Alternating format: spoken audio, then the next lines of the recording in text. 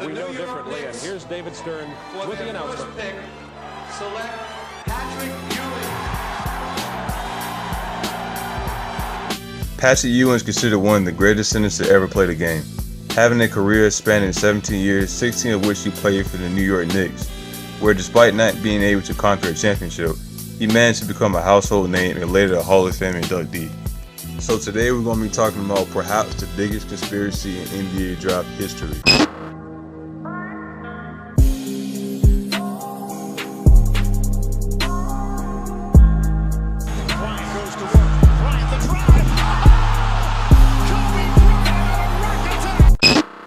Ewing took the Hoyas to two other NCAA finals, winning in 1984 and becoming the target on every team's owner's mind for the 1985 draft. To have a better understanding of this controversy, it is necessary to explain the condition the league was in prior to this draft. Up to this point, the worst teams from each conference had to flip a coin for the first pick of the draft, causing many teams to go on losing streaks on purpose with the hope of getting to pick the next game-changing talent from the NCAA.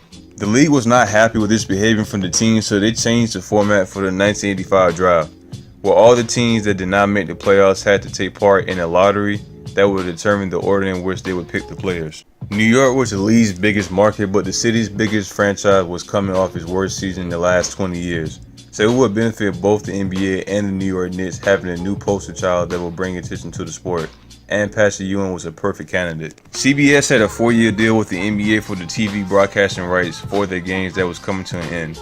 Valued at $91.9 million, a replacement was necessary for the league to thrive, and hot new talent playing one of the biggest scenarios in the NBA had to offer, would surely bring a newly active luxury deal. These seemed good enough reasons for people to believe the NBA was capable of rigging the draft in order to serve its best interests, and the way the draft developed did nothing to appease the doubters. Now first, the man responsible for putting the envelopes with the team's logos in the lottery hit the Knicks envelope with part of the machine used to turn the ball around.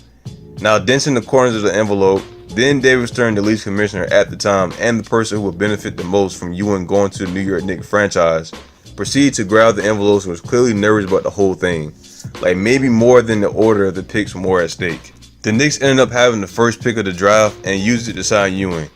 32 years have passed since that incident and people are still wondering if that draft was rigged, and even though it's not up to him, it's sad to have Patrick Ewing's career being constantly linked to that conspiracy theory. The only certain thing is that he lived up to expectations that surrounded him despite not winning the championship. Maybe if he had gone to another team, people would not have had a chance to watch him develop into the star that he still is. I consider myself the best shooter ever, but there's one guy that tops me. And he got underneath my skin. And the reason why he got underneath my skin is because a lot of times I couldn't understand what he was saying. And it was the late, great Drazen Petrovic. Oh, yeah. This guy, when he came off screens and he started to talk to you, you couldn't understand him. He smelled like he never took a shower. Maybe it was something complimentary. No, and he said no. Talk about wanting to strangle someone. Yeah. Drazen Petrovic was my nemesis. I could not stand this guy, but to this day, I respect him because I think he is the best shooter I've ever seen in my life. Better than Ray Allen. The best shooter I've ever seen in my life. With one of the league's best backcourt duos. Roz, every time I watch you play, I can't help but think back to the season and a half you spent with Portland, kind of wasting away on their bench. Did you ever feel this NBA thing just wasn't going to pan out for you? So I appreciate you guys for watching my video today. Make sure to leave a comment down below. If I missed anything, make sure to leave a like down below. And if you want to see me cover any other topic in NBA, make sure to leave that down below in the comment section. And thank you for watching NBA Daily.